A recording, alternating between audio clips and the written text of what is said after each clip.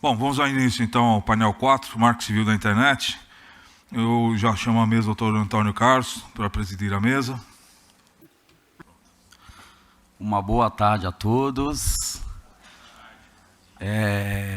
Preciso confessar que é um motivo de muita satisfação ver um auditório desse cheio, né?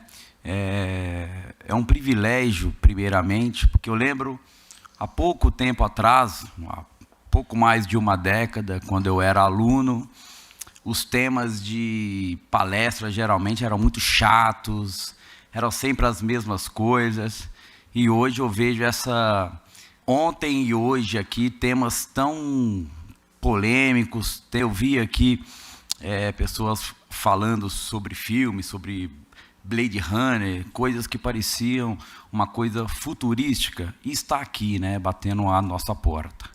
Então, eu fico muito feliz e honrado pelo convite do Dr. Vitor Hugo, mas eu gostaria de abrir essa sessão agora, primeiramente, fazendo uma homenagem ao nosso presidente, ao presidente da Ordem dos Advogados, porque se tudo isso aqui existe, porque ele primeiramente deu o primeiro passo lá atrás, né? Se hoje a tecnologia parece uma coisa futurística, imagina lá atrás. Ele foi um vanguardista, né? Foi um pioneiro, um desbravador desse tema. E aí ele deu o pontapé inicial e hoje podemos proporcionar esse evento tão maravilhoso aqui para vocês e para nós mesmos, né? Que a cada evento acresce tanto a nossa carreira, a nossa ciência. Primeiramente, o nosso presidente da OAB, e também não poderia deixar de fazer menção a esse homem aqui, né? É um privilégio estar ao lado dele, não só fisicamente aqui, mas compondo essa comissão como membro da Comissão de Ciência e Tecnologia da OAB. É uma honra para mim estar ao lado de uma pessoa com tanto brilho, com tanto carisma, que contribui tanto para o avanço da nossa ciência, da nossa tecnologia, e faz com que a nossa classe, os advogados, não fique parada no tempo, né? Uma classe que está sempre acompanhando aí as mudanças do judiciário.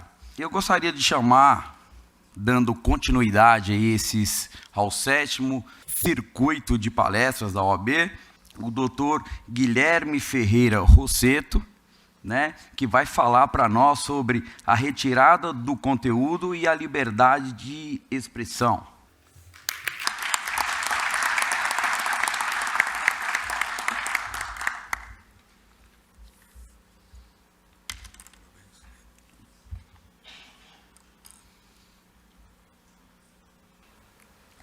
Quando a gente, então, dentro desse cenário da Lei 12.965 de 2014, a minha função aqui é trabalhar um pouco sobre a retirada de conteúdos e a liberdade de expressão.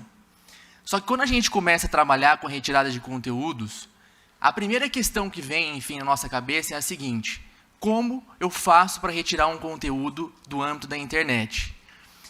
Essa discussão, certamente, ela vai se ater aqui, principalmente nessa exposição, aos artigos que tratam da responsabilização dos provedores. Porque, querendo ou não, dos artigos 18 a 21 do Marco Civil, a gente pode encontrar a maneira pela qual o profissional do direito deve agir para que o conteúdo saia da rede, ou tente fazer, enfim, com que ele saia da rede. Como a gente vai estudar, realmente é difícil, enfim, tirar um conteúdo do âmbito da internet, e há razões históricas para isso. O ponto, pessoal, que a doutrina começou a discutir, refere-se justamente à perspectiva de proteção da liberdade de expressão. Pergunto a vocês: suponhamos que vocês têm uma boa relação comercial com o provedor de conteúdos. Se você envia uma notificação extrajudicial, ele pode acatá-la? Eu vou aproveitar também e vou convocar aqui para compor, não sei se tem espaço aqui, mas uma posição de destaque aqui entre nós, o nosso querido Paulo Roberto Moreira, que ele é diretor acadêmico da Atlética de Direito da Universidade 9 de Julho, é um parceiro nosso aí, sempre traz os estudantes. Por favor, Paulo, venha compor conosco aqui, né? Uma salva de palmas para nosso colega. E agora sim, agora uma salva de palmas especial para o nosso querido doutor Antônio Marcos Barbosa Fontes, que vai falar sobre considerações sobre o PLC 53 de 2018. Boa tarde, presidente da mesa, boa tarde, presidente da comissão, doutor Vitor. É um orgulho e efetivamente é um prazer estar aqui. Primeiro porque é algo que eu considero muito mais do que útil, é imprescindível para o trabalho do advogado moderno. A iniciativa desse circuito digital eu considero ímpar e ela merece, na minha percepção, deixar de ser anual e passar a ser semestral. Eu acredito até que não são todos os advogados da nossa época, e digo da nossa época porque dias atrás, junto com um colega que se faz presente aqui, eu lembrei que nós temos 29 a 30 anos de advocacia já. É bastante tempo. Gente da nossa época é já das antigas. E muita gente das antigas ainda não entendeu que o que se vê em termos de tecnologia não é futuro, é presente.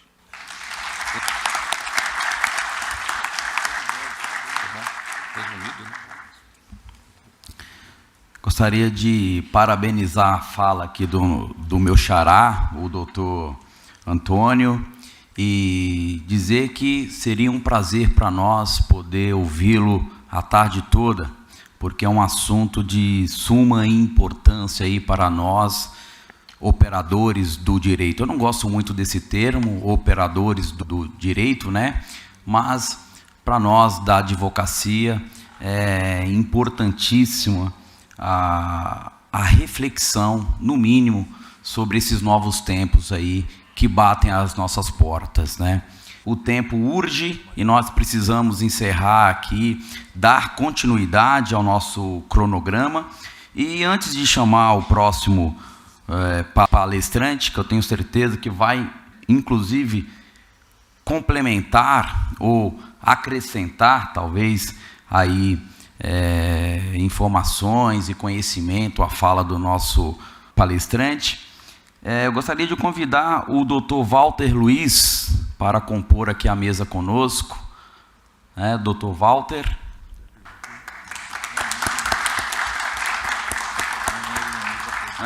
Acho que o Dr. Walter já foi, né? Mas, enfim, acontece, né, pessoal? É o adiantar das horas, 2 dias seguidos Mas, assim, temos que dar continuidade. E aí, aproveitando, então, já o vácuo, né? Vamos pagar o mico completo, né? Vamos pagar o mico completo. Vou agradecer aqui a presença da minha filha, Ravena, que está aqui. Por favor, Ravena, levante aí. Minha filha, estudante de Direito do 6º semestre. É um orgulho estar aqui, né? Prestigiando o pai. É um prazer. Tá vendo? Nada é por acaso, né? Tudo tem um porquê. Pessoal, vamos então dar continuidade e fechar agora com chave de ouro esse circuito, essa fase, né, da nossa palestra, com o Dr. Fábio Nori, que vai falar sobre os limites legais da criptografia.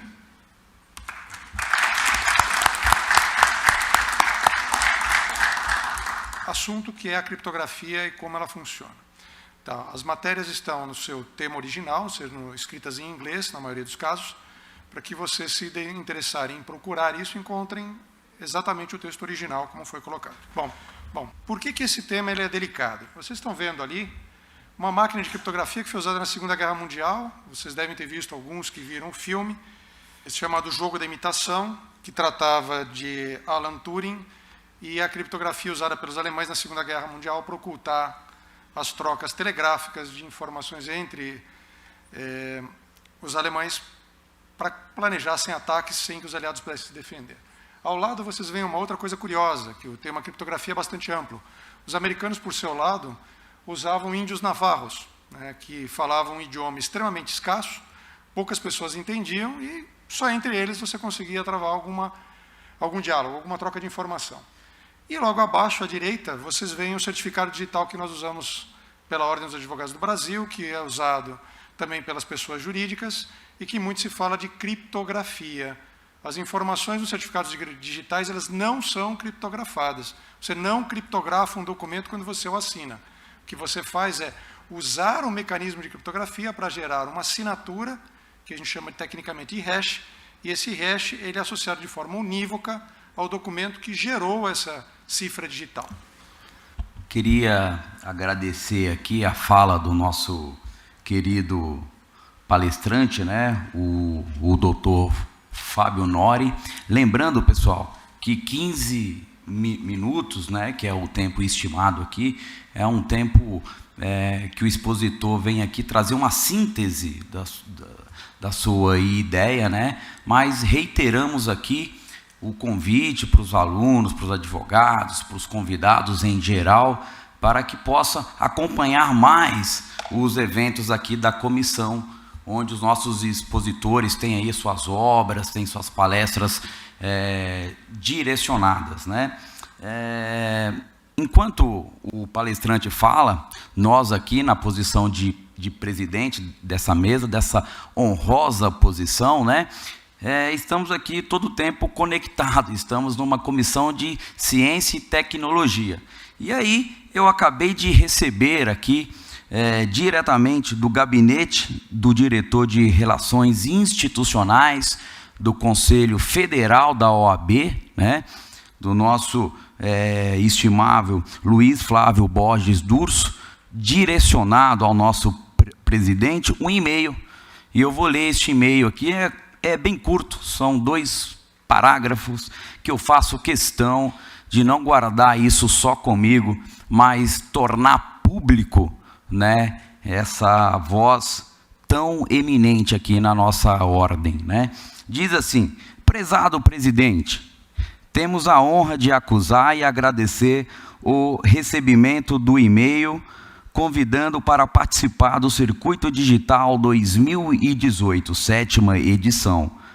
A ciência hoje e as tecnologias do futuro, em 20 e 21 de setembro.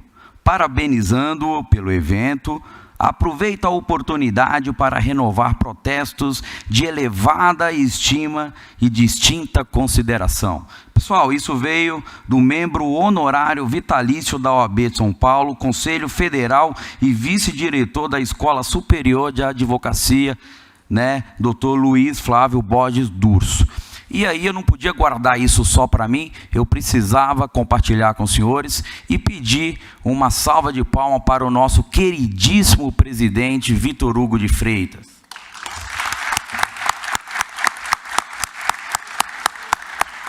E aproveito também e passo já a palavra para o nosso querido presidente. Obrigado, gente. Olha, para mim é sempre uma honra e um prazer. Estou vendo que a plateia continua lotada, continua cheia. O que dá a moeda aqui, né, que fortalece a gente, é exatamente isso. E tenho prazer, orgulho de vocês estarem aqui. Então é isso que me motiva, é isso que faz promover esses eventos aqui. Então eu que agradeço essa salva de palmas. Eu já vou então desfazer a mesa e vou passar para o Dr. Antônio Carlos os certificados para que entregue aos nossos palestrantes. Então, nós podemos tirar aqui então uma foto com os 3 palestrantes já. O nosso evento, de convidar o professor Marcos Ribeiro Pereira Barreto, da Poli, da USP, que integra também o grupo da Robética, e que foi onde nós nos conhecemos, e foi daí que partiu o convite para que ele participasse hoje aqui desse nosso evento. Então, passo a palavra para o professor Marcos. Boa tarde a todos. Oxe, agora sim. Bom, o estilo certamente será um pouco diferente, porque, enfim, né, as pessoas de engenharia têm outras formas de falar, com, enfim, a gente usa até palavras, enfim, alguém de engenharia usar palavras com mais de 4 sílabas é um pouco incomum, né? Então, vocês vão notar rapidamente essa diferença e até, claro, né, o próprio estilo das brincadeiras, etc. Né? Bom, a gente vai falar um pouco de algo que acho que é até um pouco próprio para uma sexta-feira à tarde, talvez se a gente tivesse, né, um pouco de cerveja, a conversa embalaria até mais fácil, mas para a gente, enfim, sonhar um pouco com um futuro que não é tão futuro assim como a gente vai falar. Então, falar um pouco dessas ideias, né, relacionadas à questão dos robôs, então, a autonomia e questões de consciência. Próximo slide, é só baixar? Page down. Isso. Né? Então, eu sou Marcos Pereira Barreto, né? Eu dou aula na Poli há 30 e poucos anos, né? Fiz o mestrado e o doutorado lá. E eu sou um dos caras que fundou a mecatrônica e o meu trabalho é em computação afetiva. Né? Então, o que o meu grupo de trabalho faz é computar afeto, ou seja, entender se as pessoas estão curtindo ou não estão curtindo. Então, no momento, parece que até agora eu consigo ter algumas pessoas comigo. Então, as pessoas estão curtindo o que eu estou falando. Essa figura é a minha robô, então é um robô com quem eu tenho trabalhado. Mais ultimamente, eu desisti de torná-la tão humana, tão próxima da fisionomia humana, então tenho trabalhado mais nas questões de inteligência e fazer com que ela converse com as pessoas. Então, mas essa é a cara dela, e, enfim, ela fala, ela se mexe, pisca os olhos, enfim, essa coisa toda, mas, claro, é uma máquina, né? E esse trabalho está associado à questão de pensar em robôs sociáveis. Então, esse é o meu tema, o tema central do meu trabalho, ou seja, robôs que vão ter um papel dentro da sociedade. Isso não estou falando, né, de coisas tão estranhas assim. Né? Imagina, por exemplo, que você tem um aspirador de pó. O aspirador de pó que você hoje tem, ele é uma máquina que você opera, bacana. Mas algumas pessoas talvez tenham um Roomba, aquele aspirador de pó automático. Alguém já viu o Roomba? Quem já viu? Legal. Então, né? Imagina, né, se agora esse Roomba tem uma noção do papel social que ele está desempenhando.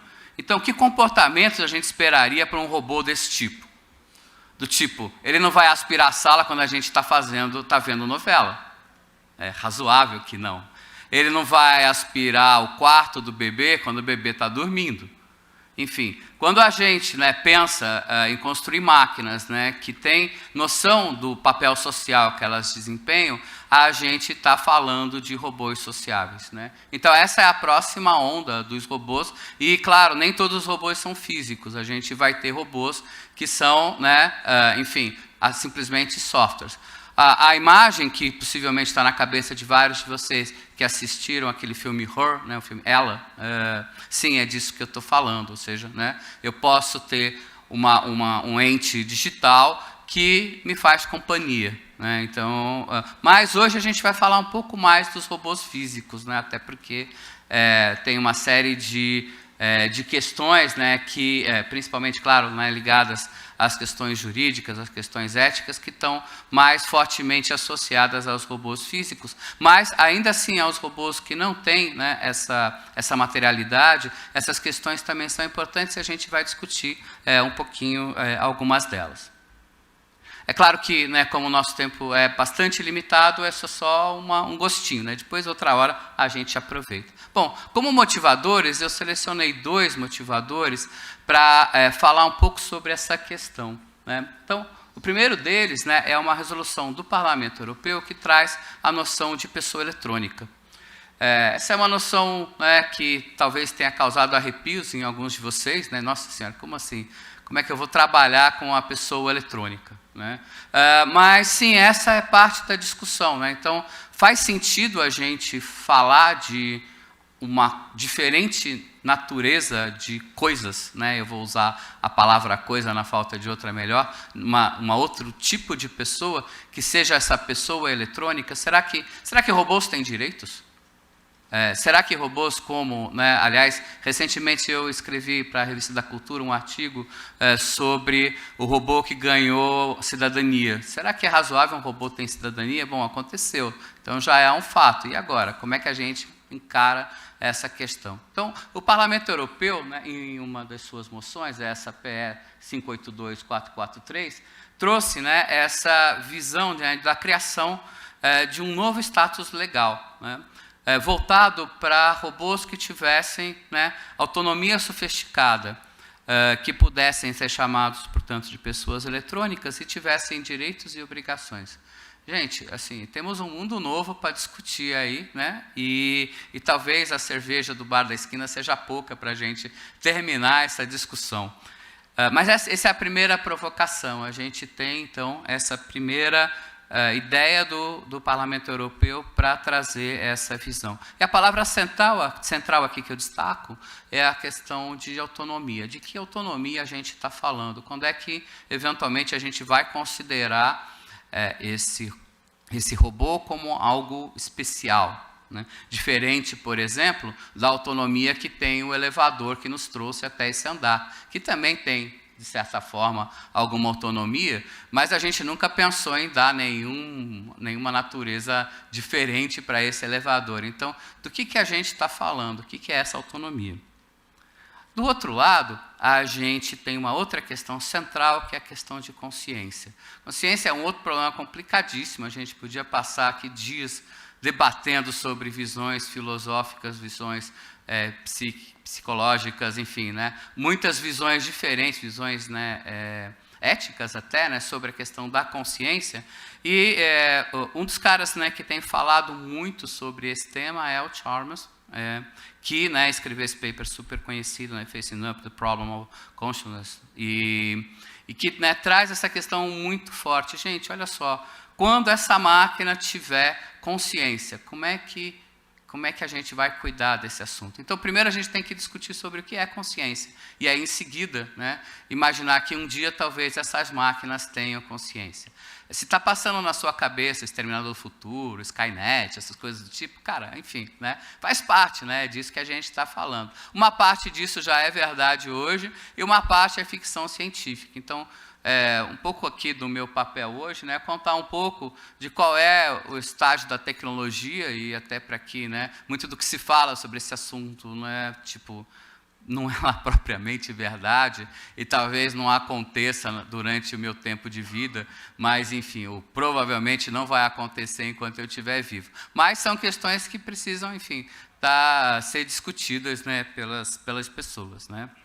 Bom, partindo, então, rapidamente para as discussões, né, a gente falou de autonomia e consciência, e eu trago, esse é um assunto que eu tenho desenvolvido conceitualmente, né, filosoficamente, inclusive mais recentemente, a questão da intenção como uma questão intermediária. Ou seja, eu posso ter dispositivos onde eu atribuo uma sofisticação de autonomia, mas que ainda assim ele não tenha essa vontade. Eu posso, né, agregar eventualmente a vontade a esse dispositivo e, finalmente, em algum momento, eu posso agregar-lhe consciência. Então, é possível, né, pelo menos assim eu entendo, né, que essa questão é uma questão adicional que a gente precisa, então, trazer à baila, né? E, né, talvez seja uma parte importante daquilo que vai diferenciar essa pessoa, né? Porque essa pessoa, eventualmente, essa pessoa eletrônica, né? Porque, eventualmente, muitas coisas terão autonomia, mas elas não têm vontade, e talvez a gente não precise dar a elas esse destaque. Mas, no momento em que elas tiverem vontade, eu acho que a questão, né, se complica um pouco, né? E a questão da consciência é uma questão, talvez, né, diagonal nessa história, ou seja, tomando consciência, né, dentro da visão dela ter noção dos próprios atos, talvez a gente, né, possa discutir isso à parte, ou até nem discutir, eventualmente. Porque, de toda forma, aí, né, no direito essas figuras são comuns, né, o cara que tem, né, tem a intenção, né, e essa questão de ter ou não consciência é uma questão mais delicada. Enfim, né, mas, claro, né, nada disso ainda é certo, nada disso é verdade, tudo isso são discussões. Um pouco mais de verdade na questão de autonomia, a gente sim, né, tem questões muito objetivas, particularmente conectadas aos veículos autônomos. A gente, inclusive, chama esses caras, né, de veículos autônomos. Esse é o carro do Google, enfim, né, esses caras, né, que começam a andar aí pela rua. A questão aqui essencial, né, que eu queria trazer à discussão é que, né, esses carros aprendem. Mais do que aprendem, cada veículo tem uma trajetória distinta, um conhecimento distinto baseado no que ele, entre aspas, viveu. E no momento em que a gente pensa nisso, a gente talvez pudesse dizer que cada veículo teve uma vida diferente, porque ele vai reagir de forma distinta, de repente, dependendo, né, do que ele viveu, enfim. Essa é uma das questões, né, importantes que a gente tem pela frente para entender. Os carros autônomos, né, que estão na rua já têm essa característica. Então, realmente, a gente tem uma questão bastante objetiva. Por outro lado, é verdade, né, que muitos pesquisadores em todas as áreas, né, inteligência artificial, direito, neurociência, robótica, etc., os futuristas até, né, muitos deles discordam e acham que não, cara, tipo, né, isso é uma máquina é uma máquina, nada mais do que uma máquina, e essa discussão não se aplica. Enfim, né, em tudo há essa discussão. E o centro dessa discussão é a gente tentar definir essa autonomia. Ou seja, quando é que a gente vai entender essa autonomia sofisticada que o Parlamento Europeu comentou? O que é essa sofisticação? Sofisticação pode ser uma palavra, né, que é boa para a gente usar no dia a dia, né, mas do ponto de vista técnico é um horror, né, e, cara, assim, a gente precisa entendê-la. E a gente tem trabalhado, né, no mundo inteiro se tem trabalhado para tentar entender, assim, o que é essa autonomia? Por que essa autonomia do carro autônomo é diferente da autonomia do controlador do voo do avião, né? Os aviões, vocês sabem todos, certamente, né, voam sozinhos, né? Então, o piloto decola e daí para frente o avião vai embora, né? E aí? Né? Será que a gente vai agora dar também um status distinto ao controlador de voo do avião? Ninguém nunca pensou nisso, mas tem alguma coisa diferente no carro. O que é essa história? Então, parte certamente é do aprendizado, né? Mas que mais vai caracterizar essa autonomia distinta que essas novas máquinas vão ter? E, adicionando a isso, né, esse comportamento ele depende da memória episódica, né, que é essa história do comportamento do robô depender daquilo que ele já viveu, né? A memória episódica é aquilo que caracteriza cada um de nós, né? Ou seja, nada mais você é a sua memória episódica, ou seja, você é o conjunto das experiências que você viveu e dos pensamentos que você teve. E essa é a memória episódica que você tem. Então, na medida em que a gente começa a ter essa memória dentro, né, dentro dessas máquinas, a gente deu um passo grande no sentido eu vou usar a expressão, me permita, individualidade, né? Cada uma dessas máquinas agora é um ser único e a gente está entrando certamente num terreno complexo. E eu não podia deixar de falar de computação afetiva, já que essa é a minha área de trabalho mais forte, né? Então, na medida em que essa máquina agora, né, também compreende afetos, ela compreende aquilo que você gostou, aquilo que você não gostou, aquilo que você está pensando, ela pode reagir a isso. E que diferença a gente faz dela reagir a isso, de acordo com essa compreensão, ou ela reagir a isso do jeito que você reage, porque você reage, claro, né, aos sentimentos que você vê.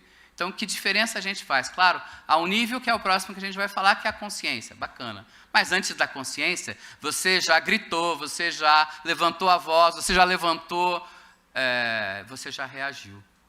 Então, você tem uma reação afetiva que ela é autônoma também. E, né, na medida em que a máquina faça isso também, será que ela deu mais um passo na sua direção, na direção dessa individualidade? Então, será que essa autonomia que o Parlamento Europeu está falando na realidade, isso, essa construção dessa individualidade?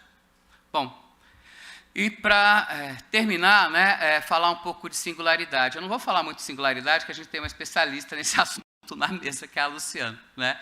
Então, vou deixar essa bola, né, para ela continuar chutando, que é a história da construção da consciência. Então, né, um monte de caras, né, tem falado sobre esse momento em que as máquinas adquirem essa consciência, né, de tudo. E esse momento tem sido chamado de singularidade. E um dos grandes caras, né, que tem escrito sobre, né, esse tema, né, Kurzweil, que é, né, o tema central do trabalho de Luciana. Então, imagino que um pouco dele ela vai falar, então eu deixo para ela completar. Gente, muito obrigado, uma boa tarde.